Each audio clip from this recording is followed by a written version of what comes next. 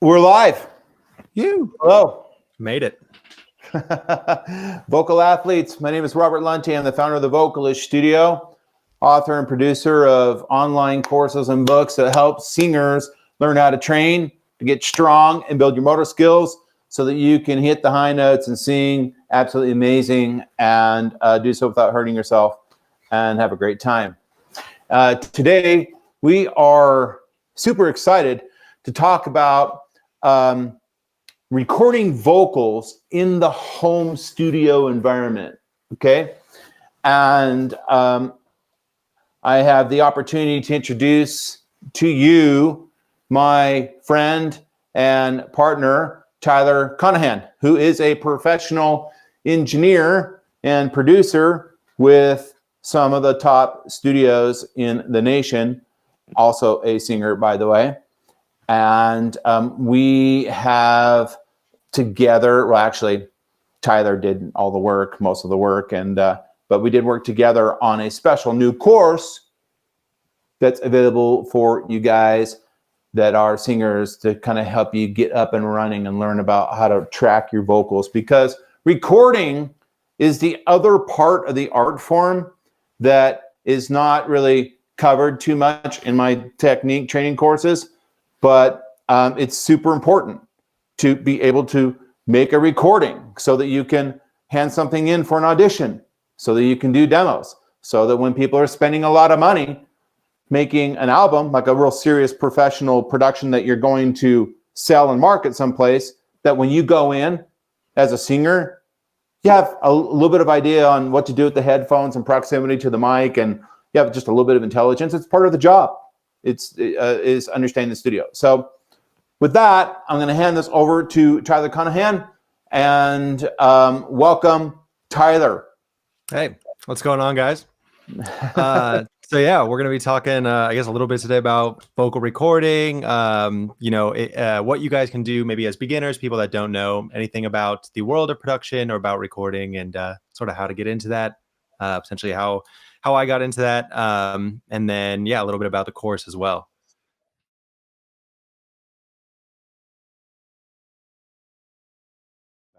What advice could you give us? 3 dumb things that beginners and novices make in home recordings. Maybe it's not dumb, but just they don't know any better, that they could prevent. Well, number one, and one thing I hear when sort of working with people who send me demos and things from their homes that don't record or that aren't producers, if you're recording in a room that sounds bad, there is very little that you can do to fix that. So that's one thing I talk about in the course is finding the right room, learning how to treat the room in a way that's not very expensive, but that's useful and effective. Mm-hmm. And that's a huge thing. So number one, always record in a room that sounds good. And when I mean something that sounds good, something that's not super echoey, something that when you clap, it's not going to clap back at you. So that's the first thing, is getting your environment right. And that's the biggest mistake. And just by doing that, you can fix so many problems. And then I guess to go along with that, one mistake that I often see is people feel the need to spend too much money on gear. So this microphone, for example, it's a great microphone. It's a SHURE SM7B. It's not very expensive in the grand scheme of things, but it sounds great, and it sounds great anywhere. And you can basically put this down in just about any room, even if it's not treated, and it's going to sound good. And that's because it's not so detailed that it's picking up everything in the environment. On the other hand, you could go and buy, a $5,000 microphone. And I think a lot of, people that are new to recording get enticed by things that are a bit more expensive if they have the money to blow. Okay. And they'll go out and buy these things and realize that it doesn't sound good. And a lot of that has to do with the environment that they're recording in, and the fact that they maybe just don't know how to use it properly. So that's what I would say is be careful about the gear that you buy. Don't feel the need to buy expensive things, because sometimes the things that are less expensive are meant for people who are recording at home. So it just makes more sense. So we have sound isolation. We have don't spend too much money on gear. What else? I guess moving into sort of the mixing phase, just one thing off the top that I hear on way too many amateur recordings is the overuse of reverb. And I think for singers love to hear themselves drowned in reverb. I think it makes us feel more confident, right? But when it's on a recording, you listen to most professional pop recordings, and you'll notice that there's barely any reverb on there. And if it's there, it's sort of an effect that's tucked in the background, and it sort of gives you a sense of space. It doesn't feel like, you know, the singer's standing in a church and singing to you. So yeah, if there's any one piece of mixing advice I could give is be conservative with the amount of reverb that you use, because though it may sound cool to you while you're tracking or while you're throwing it up there, it's gonna sound like an absolute mess anywhere else. So what do you have in the course that would address these three things? I took notes while you were saying that. We have sound we have isolation of taking out the ambient noise. That's always like the first thing that I hear professionals like yourself bitch about when I bring in some like a track or whatever. What's up those fucking noise inside this recording? And I feel sort of embarrassed about it.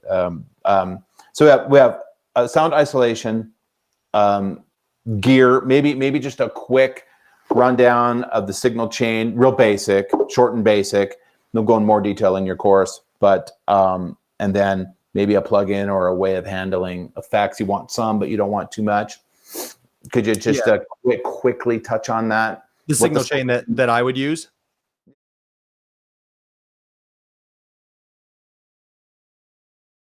And then talk about your sound chain, your signal chain. Cool. Okay. Yeah. Well, the microphone, like I said, I love this one, the SHURE SM7B. And I talk about this in my course also, but the microphone that you get really depends on the singer. You know, if I'm working with a singer that has a really bright, a lot of rock music that I work with, I use this microphone. It's good at handling really high, harsh levels of sound. So I love this thing. And it really depends. Sometimes I have a Warm Audio 87. I have another tube mic. So I'll switch those out depending on who I'm working with, and sort of just test them to just see which one sounds best. And the thing about recording is a lot of people, if we could go back to the mistakes thing really quick, a lot of people use their eyes. They're looking at meters too much, and they're looking at plugins and things like that. But really, it's all about what you're hearing. So the best piece of advice I ever got was, if it sounds good, it is good. Period. Don't stress too much about, I talk about levels. I talk about all these things in the course. If it sounds good to you, it's good, So that's one thing to keep in mind. But yeah, so I usually run out of one of the microphones that I have. I love the SHURE SM7B. I run into a little interface. I actually have that going over here right now. This is a Universal Audio Apollo Twin. It's a really, really solid portable interface. And it comes with a virtual interface as well that you can control from your computer. I think they run about like $800-900 for the twin. You can get a smaller one or a larger one too. But Universal Audio, they're great. They have incredible preamps. Then I run out of there and into Pro Tools. I record in Pro Tools a lot. I started out in Ableton when I was younger. But I've found a love for Pro Tools. It's definitely the industry standard at this point. I don't know for how much longer. It looks like Logic's sort of starting to take over, so I guess we'll see where that goes. But yeah, so microphone, interface, Pro Tools, and then I have these KRK Rocket 8 studio monitors in the back right now. I'm actually thinking of getting rid of these. I used to have a pair of Yamahas, the HS8 monitors, and I think I want to get those back. I love these things, but I guess I want something in my home studio at least that has a bit more definition. And this is all for I guess my own personal rig.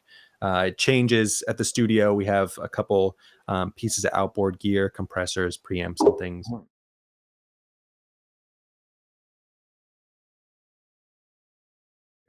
Thank you. So we all know what a microphone is. I think there's some people that are watching this that don't know what you mean when we say interface. Preamps, interface, in a real basic way. If you could just explain to your future students what it is, why it's important, the interface. And I have some of my interfaces are over here. These are my preamps. Right. Yeah. So everyone, if you look back there, that's basically what they are. Essentially, just little pieces of hardware, little boxes. They can change in size and design. But the basic point behind them is when you have a microphone. It uses this little XLR cable right here. It's a 3-pin cable. If you've ever used a microphone or plugged in a microphone, you'll know what that looks like. And you can't plug the other end directly into a computer. You essentially need something to convert this energy, electrical energy, into acoustical energy. And so that's essentially what an interface does. It just converts your microphone signal into something that your computer can understand. Would you say it converts the analog signal into a digital signal that the computer will be able to work with, right? And something I didn't really realize until sort of late in my experience doing recordings, but now I really appreciate it, is that an interface, correct me if I'm wrong, has a preamp built into it, or interface is a preamp. Maybe it's synonymous. But one of the things that these boxes do, in addition to translating the analog signal into a digital signal, is they can provide coloration to the signal, coloration to what you're singing. And I'm way oversimplifying, but in a sense, make you sound much better, bigger, bolder, warmer. So the preamp, well, it sort of amplifies the signal, doesn't it, Tyler? And then it also adds warmth and some coloration to the signal, so it doesn't sound like you're just singing through, a Radio Shack system. Is that a fair? Yeah, 100%. There's a lot of science involved, and I'm not even that technically inclined to explain how electronics work in that sense. But yes, they make you sound better if you get really nice quality preamps. Like I said, Universal Audio, it's the one that I use. Their preamps are amazing. I've used other cheaper and more expensive interfaces. You get a really, really cheap interface, it's gonna have that sort of boring, flat digital sound where there's nothing going on. So preamps, having a good preamp is in your interface is definitely worth it. I'll take advantage of this just for listeners so they know what I'll let them know what preamps I'm using as well. And by the way, my stuff is not the heavy duty, super expensive rack stuff that Tyler gets to play with every day. But it's the home recording stuff, right? And certainly I have a Focusrite. I like the Focusrite system. A little Scarlett. It sounds great. Focusrite is wonderful. I highly recommend that to anyone starting out too, because they have a really great beginner and professional sounding. Right, I do too. The Focusrite is a company out of the UK that makes preamps and interfaces. They have some like home recording stuff, and then they have, as they say, they have the professional stuff too. This is their little home recording system. It sounds great. Yeah. And then this is also Focusrite. This is the ISA1. It's a little bit more, it's actually more professional. I run through that too. This is the Universal Audio. Tyler had mentioned a Universal Audio Apollo, which is a smaller system compared to this one here. This is a Universal Audio. What is this guy? This is the 710. The 710, and it allows you to sort of dial in the difference between solid state and a tube. The solid state technology versus vintage tube technology, which tends to be a little bit warmer. This preamp, this interface allows you to dial in the benefits and the colorations from solid state versus a vintage tube sound coloration, and you can blend them. Yeah, definitely. Yeah, that one's Cool. best for people who are looking to get sort of that analog warmth, I Yeah. guess. But I would say it's not really home recordings. It could be, but it was expensive. So really, the Focusrite is the thing that the Focusrite is where I recommend you would go. And down here, this is from Antelope Audio. This fourth one runs in emulation microphone that I run in emulation. Just means it's a microphone that ties into this system. And what the system does is it gives that microphone the ability to simulate 18 of the world's most historically vintage popular microphones in the world. So instead of having to find that $3,000, $5,000 microphone that I'm not going to spend any money on, you can bring in an emulation microphone system like the Antelope system that I have here. It's called Antelope Edge. And with the software, just kind of dial, like select like a plug-in, you select the microphone coloration, the vintage mic that you want, and it's very close to the original. It's not the original, but it's close. Yeah. My apologies. I went in the weeds a little bit there, and that's also that's all good. Yeah. It's funny that Antelope Audio, one of the guys that I work with at the studio, he just picked it up, and we sort of like had this. I don't know. We're like, there's no way that this can work. You know what I mean? But he said he was using it at home, and it sounds great. He was like pleasantly surprised by how well it works and how much of a difference there is when you switch presets. Yeah, it's a bit of a bear to set up. By the way, you got to do that damn iLock shit, and then you gotta do like a paired XLR, and it's like stereo, and anyway, it's some of a pain in the ass to get up and running. But once you get it up and running, you get access to 18 beautiful colorations.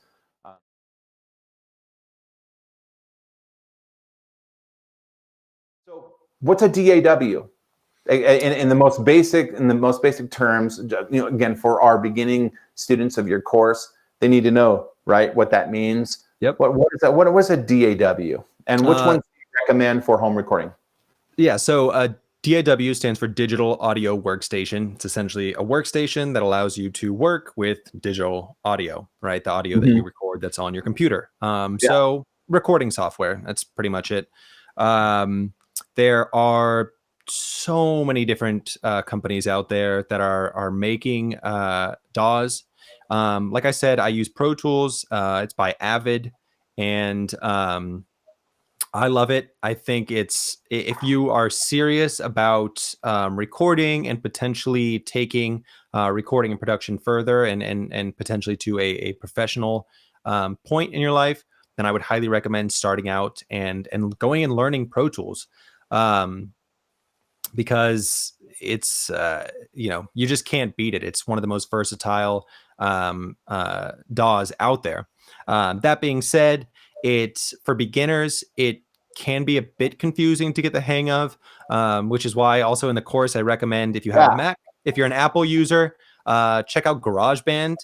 You'd likely have it installed on your computer anyway. I mean, I had an old Mac when I was really young. We had one of those old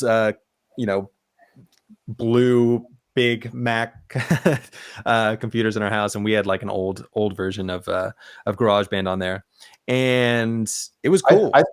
I started on GarageBand. Yeah, it was great, and that's how I learned. Yeah.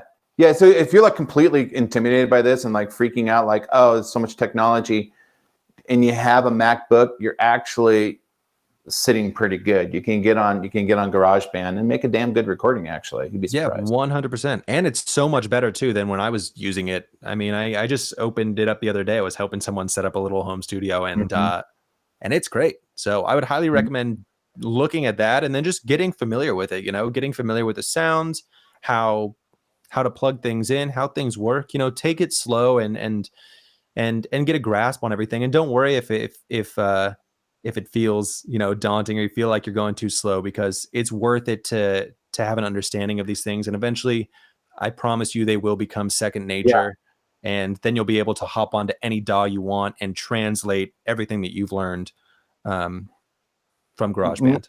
My experience in home recording, I started off not knowing anything. I was sort of a late bloomer in this, but for the same reasons that your students are interested in your new course and they want to do this, is you can't just everything just can't be live.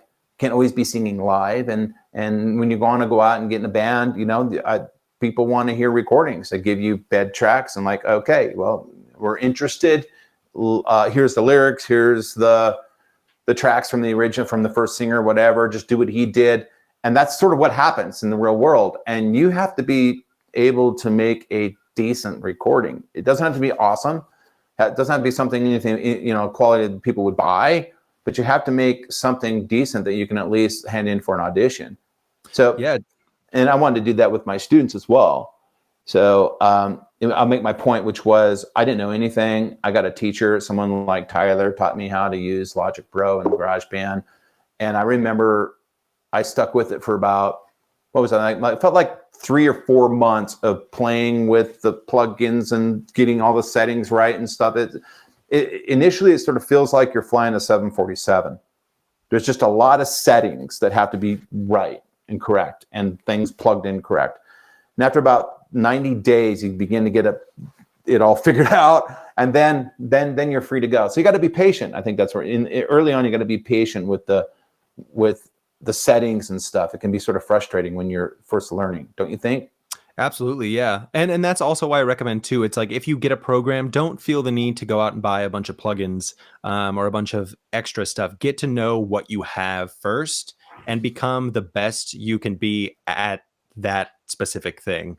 I have hundreds of plugins. I maybe use 10 of them always because I know them. I know them really well. And there's no reason for me to waste time trying to learn other things.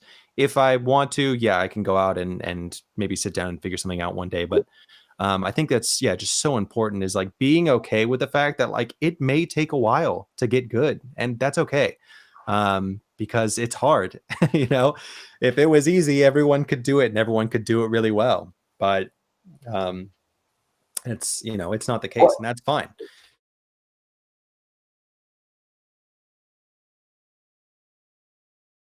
If somebody went out to waves.com is a company that sells plugins. Tyler would not approve. I have too many plugins. They're sort of addictive because they're a lot of fun. You get like, same. It's a really cool plugin. It makes me sound like the Beatles or whatever. And you buy this stuff, and they're not very expensive, so you can kind of get too many quickly. That's me. But what plugin would you recommend? Beginner. I want a plugin that will give me some cool sauce. Is there like 1 or 2 simple plugins that could get out at Waves that you would recommend? Yeah, if I was gonna say get one plugin, I would say go and get the SSL E channel. It's a Waves plugin. It mimics Robert, you were mentioning the G console, the SSL G console that your friend has earlier. It's basically the other the brother of that console, and it's basically just a little strip on that a channel strip. On the channel strip, you have EQ, you have compression, which is something that, if you get into the course, you'll learn about, or we could talk about that here. But it's got pretty much every tool that you might need built into it. So very, very helpful. I use that on almost everything that I do. SSL E channel, check that out. Yeah. SSL is referring to, I forget the name of the company, but they are Solid State Logic. Yeah. Solid State Logic is a company, again, out of the UK that is somewhat considered to be the leading big console manufacturer. And SSL would be, am I wrong when I say it's sort of considered to be sort of a higher end console, right? I mean, this is like good stuff, right? So, this is like $500,000. Yeah, right. The back. So this is the digital version. So if you've got the waves.com, you can buy a little plugin for $30. That kind of gives you crazy, right? Yeah. Yeah, I have that too. What about CLA? What about that seems to be a really popular plugin. Yeah. The CLA has a lot of different. This is Chris Lord-Alge. He's a really big mix engineer. He's worked with Green Day. He's worked with My Chemical Romance, a lot of the big modern rock bands. And this guy has partnered up with Waves and has done tons of plugins over the years. He has some really, really, one of my favorites that he does is the CLA 76. It's an analog style compressor. It sounds great. I love it for pop vocals, for rock vocals, for rap vocals.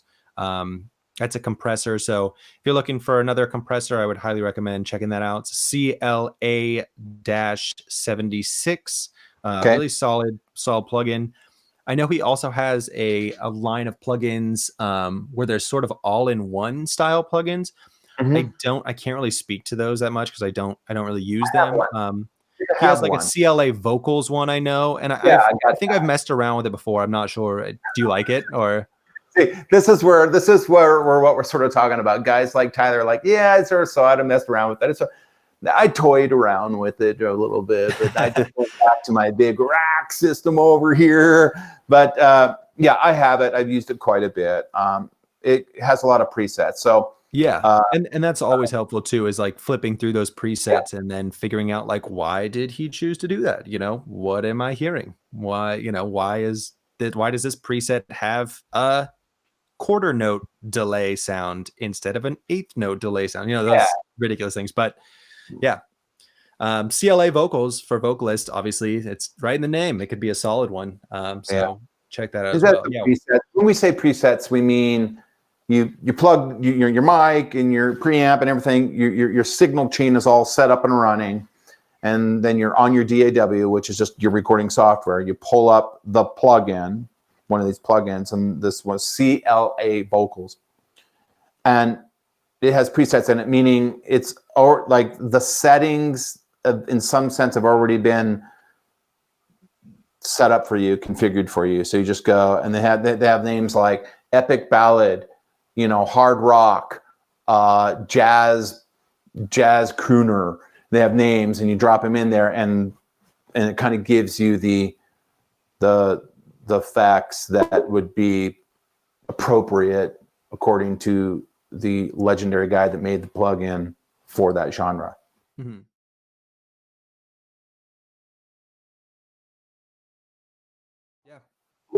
Hey, I just want to go through the inventory that we have here, just to be clear, so people got the takeaway here.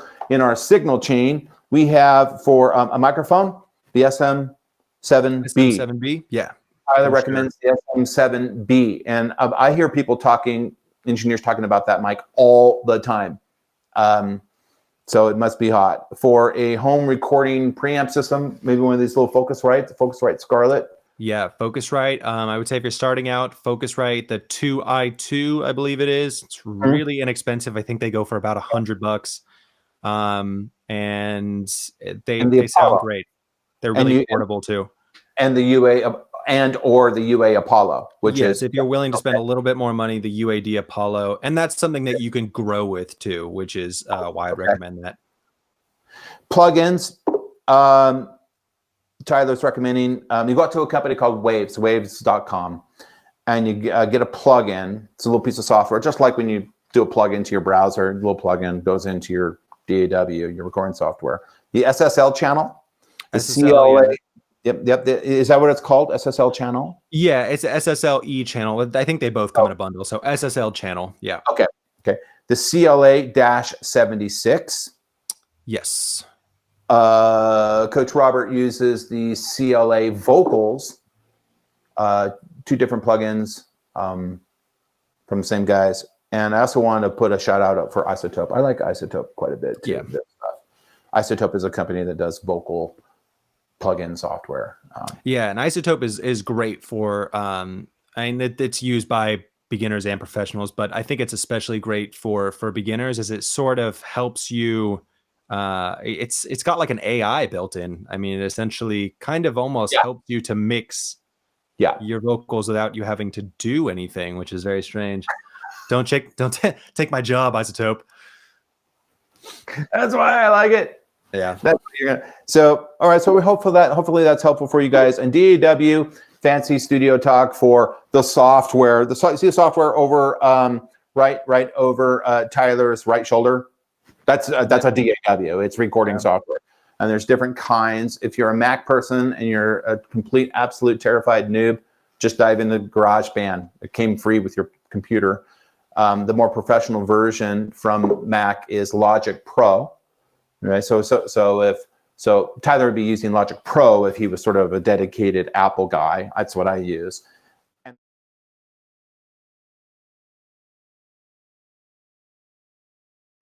All right, cool. And so Tyler and I will be dropping in a link out to little Amazon.com stores where you guys can get this gear if you're interested in picking up this gear. And yeah, it is an affiliate link, and yes, it will pay for our latte habits. Believe me, it's not like great gobs of coffee made there. But the convenience to you is that you'll have a storefront and you'll have everything that we're recommending available to you.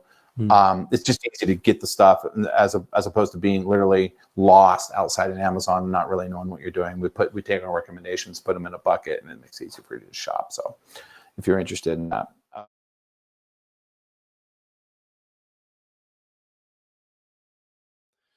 Okay. I'm going to show this on the screen, which is sort of cool. Michael Rendon, TVS friend and student. Good to hear from you, Michael. We should catch up. Go out to the new website, by the way. Doing some cool stuff there. And thanks for coming to our show, Michael. Michael has a question. How many recordings does it take to get over self-criticism? I mean, some of us immediately hate our tracks so much we walk away. That is the bane of being a musician, isn't it? You're your own worst critic. And Michael, you probably always will be. I always am. I hop into sessions all the time, and I've been doing this for a while now. And I still sometimes get into situations where I'm like, I don't even know what to do right now, but you just kind of got to push through it. I work with singers all the time. I was just working with a singer the other night. She's got a great voice. We were at our studio, she was recording, and she just wasn't feeling it. And, I could tell, so we kind of took some time, hung out for a little bit. We just jammed and stuff. And then she got back in the booth. She was feeling a little bit more comfortable and went through with it. But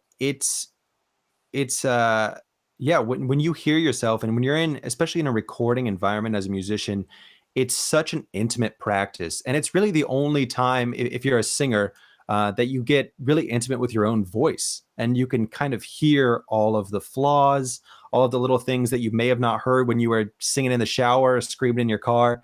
So you play that back, and it almost has an alien-like quality because you're only used to hearing yourself from, the air around you, not from a speaker system coming back at you. So it's so common, especially for singers, to feel like they don't sound great when they hear their own voices played back at them. And I think it's something that as you do it more and more, I think you just become used to it. So it doesn't sound as alien, and therefore it sounds a bit better. I think the more and more you record. So I would just say, keep at it. Can I take a stab at this? I'm going to take a stab at this. So, Michael, what Tyler was hitting at is singers tend to be far too critical on themselves. All right. Number one, in my experience, it's not nearly as bad as you think it sounds. Just in general terms. Sometimes it sounds awful, I know, but just keep that in mind. It's probably not quite as bad as you may think. Two, another perspective of a disposition that I want to invite you to have is stepping up to the microphone and making a recording and then just being so frustrated because you think it sounds like shit is par for the course. It's the job. Being able to put up with that, being able to find the strength within yourself to not walk away. The part I don't like about your question here is where you're saying, I want to walk away. No, I don't want you to walk away. Don't do that. Don't walk away. Unless you're tired. There might be some reasons to walk away. You need to take a break. But figuratively, don't walk away. It's sort of your job to work through it, figure out the problems. And so what could that be? Well, maybe change the microphone. Sometimes when I'm recording, I get having much more fun in the moment, and I'm getting a better track when I'm, plug your ears, Tyler, you're not gonna like this. When I'm holding a handheld, when I'm singing into a handheld, a condenser handheld. Okay, there was some movement, there's some proximity issues with that, and you're not going to get the nicer mics that you get when you're not holding a handheld. But just saying, that's my answer. I think holding a handheld can really make someone relax and feel comfortable. And taking a break, walking away from it, literally for a day, coming back the next day and listening to it and taking another stab at it. Good compression. I hope that's helpful. I'm trying to help. I'm trying to be helpful. That's what I've definitely had that experience before. Like, oh my God, this sounds like shit. and I'm proud of myself in the sense that I did not give up. I didn't give up. I either changed the mic, I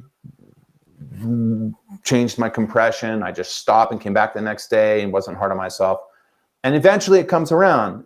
And here, the other thing that Tyler said that's important is that first, you know, in our path as singers, we get used to hearing ourselves live first. In the rehearsal room, on stage, you're sort of used to balancing your voice in the sound around you in a live environment first. And then when we step inside the recording environment where we're wearing headphones, we got all these beautiful fancy plugins and preamps, suddenly that balance, it becomes it's a completely new environment, and you have to get used to it. You have to get used to it. I think that people that are really good at stepping up and just laying it down recording, one of the things that you're seeing with people that are doing that, like a lot of our friends that we see on Facebook, is they just have a lot of experience in the cans. They have a lot of experience of balancing their voice, the dynamics and the proximity and all of that, and the settings, making recordings. So if you get more experience, you'll make better recordings. I hope that's helpful. Mm-hmm. Yeah, and I also like what you said about the handheld too. I feel like if that works, then it works. I think it's so important to be comfortable. When you're singing and recording. If you're not comfortable, something's up. You need to change your environment. You need to dim the lights, maybe light a candle. I don't know. Do what you got to do. Take a shot of whiskey. That works for some people. But do that. yeah, sometimes it works. I got a voice picture. But I think, yeah, being comfortable is important. And if being comfortable to you is sitting cross-legged on the couch in your living room recording, then by all means do that. You know, you don't need to feel like I'm in a stiff, sterile, high pressure, high anxiety environment when I'm recording, because you're not going to get a good recording. It's capturing you, right? It's capturing your emotions and the way that you feel and the way that you're projecting. And if that sounds, if whatever's coming out of your voice sounds timid and sounds anxious and unsure, then that's what you're going to capture, you know? So if a handheld is what makes you feel comfortable and what sounds good, again, if it sounds good, it is good, you know, that's it. And so, yeah, just you taking the steps to figure out why don't you like your vocal recording? Why don't you like the way it sounds? Now, what can we do to fix that? I'm not super comfortable, I have to confess, with stand here, sing in front of this. You know, it's probably because I have so much flight time. I've logged so much time using my voice live as a coach and, you know, teaching and training and singing on occasion, that, you know, that's like 90% of my time has been live. That when I get up to the microphone, I don't like feeling like I can't move. I can't sort of dance and groove to it a little bit. And that's something I need to improve, because it means that there's a risk of making a decision to not sing into the better microphone, which gives a better signal into the signal chain for guys like Tyler to mix. But I'd be lying to you if I told you, if I just plug it into my Neumann K104, it's sort of a fancy condenser mic. It's about as nice as you can get on a handheld, and I just sing live, I get a better take. I get a better take on the handheld. Handheld. Yeah. And you should never feel like the need to. I mean, if you're ever working with an engineer, for singers out there, and they tell you to just stand still, then they're doing you wrong. I mean, you should be able to move and kind of feel your, I always say, like, every time I'm working with someone, it's like, just feel yourself, get loose in the booth, and do whatever you need to do to like get into character, to really feel yourself and be in that moment that you were in when you maybe wrote the song, when you sang it for the first time. Because we're making music over here. That's pretty cool, This shouldn't feel like a task. It should feel fun. It should feel exciting and emotional and everything. And so, check out Michael's thing here. He says, "Great answers from you. My DAW has been a scary monster hiding in the closet since the last time I tried recording a while ago." Yeah, sounds like you got Pro Tools. I don't know. I'm just saying. I can't wait to check out Tyler's course and give it another go. Nice. So do it up, Michael. That's a nice little handoff. Let's talk about your course a little bit. Absolutely. Okay.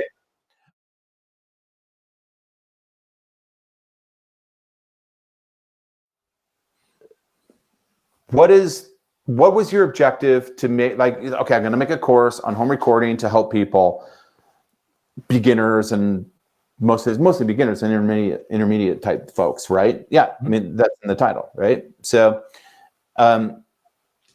what was your strategy and what have you delivered from a high-end view in a recording vocals course that you think that beginners need and that you have delivered in your course? Why are beginners what's it about and why is it gonna help? Please. So the idea behind the course was, it actually the idea came about during the whole quarantine thing, right? Where you were all sort of trapped at home. And so we're singers all around the world. And so it was, the idea here was to make a course to show those people who were singers and musicians that it's very much possible to record a professional sounding vocal and mix and produce it from the comfort of your own home. And you're seeing it more and more these days. There's tons of professional singers. When you look at Billie Eilish, I think she recorded all of her vocals in her bedroom here at home, and she's one of the arguably the biggest artists in the world right now. Yeah. And so it's possible, and there are so many great examples of it. And I kind of wanted to share, my experience, and tips and techniques, and things that you can use to get started, right, and build a foundation for yourself. And so we go over things from the very basics of plugging in a microphone, getting your room set up, figuring out what DAW you want, figuring out what microphone you want, into a little bit more sort of borderline intermediate techniques on equalization, compression, and reverb, delay, and all these things that are sort of manipulating the voice to make it sound professional and clean and polished once it's already in your computer. So it's basically a beginner's course from start to finish, to just get you going. And by the end of it, you should be able to record your vocals and mix them in a way that, you can start making good demos. You can start putting out, I know YouTube and Instagram and TikTok, those are really big things for singers right now. And there's a lot of competition. Years ago, you could just kind of sit in a room with your acoustic guitar and play and get your stuff out there, but it's not that way anymore. There's a lot of competition. And if you want to be able to get up there in the ranks, you need to have a professional sound and a professional look and everything. So this course is something that can certainly help you to get there. And it's for singers too, which is very specific. I think there are a lot of there's a lot of recording and production courses out there that go really into detail on everything, which can be a little bit overwhelming. I think, when you're getting into drums and bass and guitars and synthesizers and this and that, this is very specific to people who are vocalists and want to learn to record and produce their own vocals. It seems like singers are sometimes, it seems like singers are sort of the last to come around in terms of recording and technology and gear. Unfortunately, it shouldn't be that way. Yeah, drummers are always first. I don't know what it is. Maybe I'm dead wrong about that, but no, you're not. You're not wrong. I'm a singer, and I was, sort of. I feel like I was even sort of late to the game. Like I, could have gotten into it way earlier, but yeah, I think we sort of have this this weird sort of flowy artistic nature about us, where it's like I don't want to be bogged down to some computer. I just want to do my thing, and and there's a place for it for sure. Yeah. But the business and the business, even just on a local level, the business of I want to get in a band, so I have to go audition. That business requires that you have to make a recording, if for no other reason. Because if somebody says, "Yeah, great, come on down," you auditioned for us live. We liked it live. Now what we want to do is we want to hear you make a recording. That's pretty simple. Here's our stuff. Like I said before, here's the lyrics, here's the melody, here's how it goes. We'll give you a couple weeks, come back, and we want to hear how you sound on a recording, which is different than live. Mm-hmm. And that's typically coming from a guitarist, a bassist, a drummer.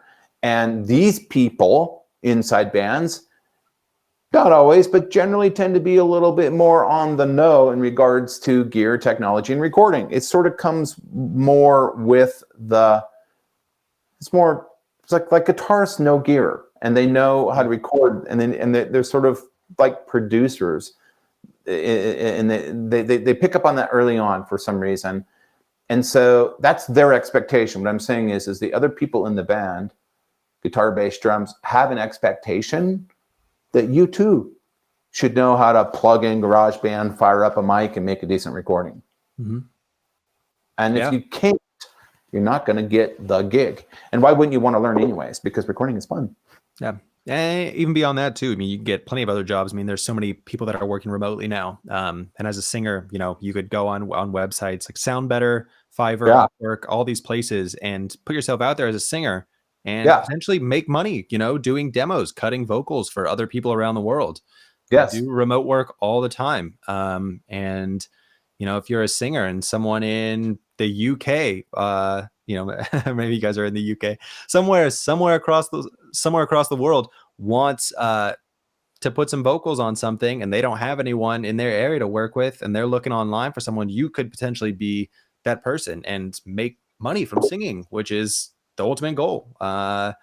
You want to be able to do what you love for a living. So that's learning to record is the best step towards that goal.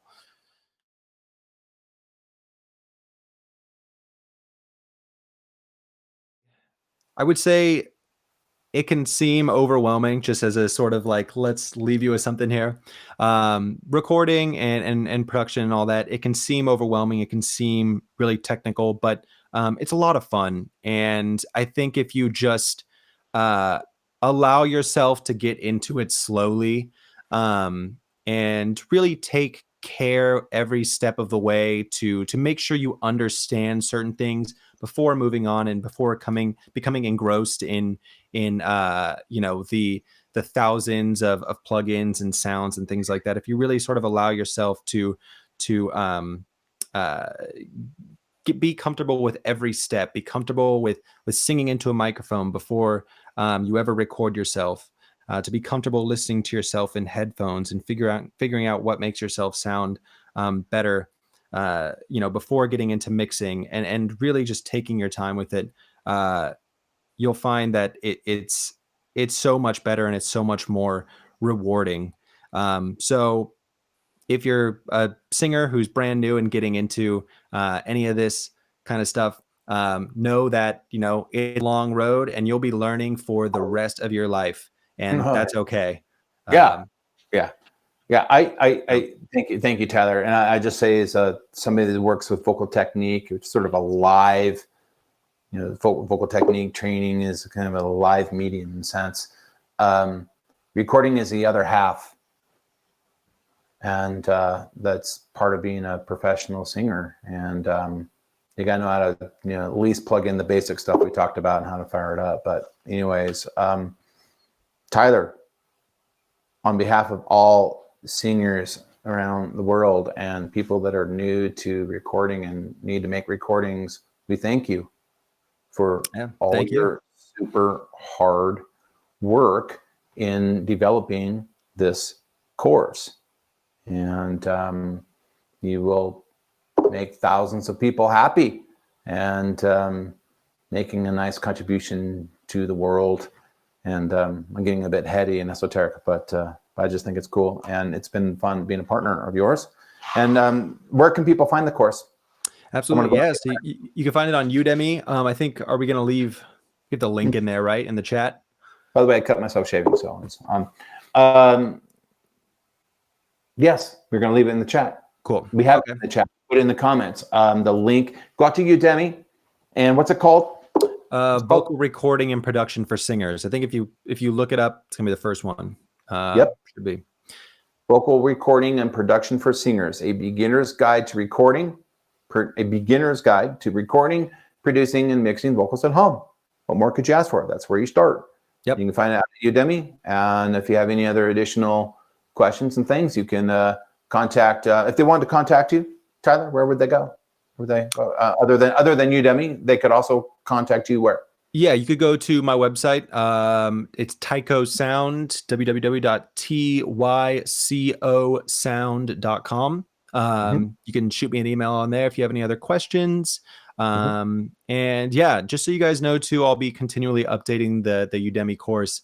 We got a little special going on for Black Friday next week as well. I'm going to send out an email with the template that I use, and I'll make sure that template is good with all of the stock plugins and things that you have in your DAW. So it'll be available for download for free that time next week. And yeah, check it out. Please get in contact with me if you have any questions or anything. I'd be more than happy to help or get you started and point you in the right direction. Cool. Yeah. With that, I think we're done. Cool. Thank you. All right. Yeah, thank you. Appreciate it.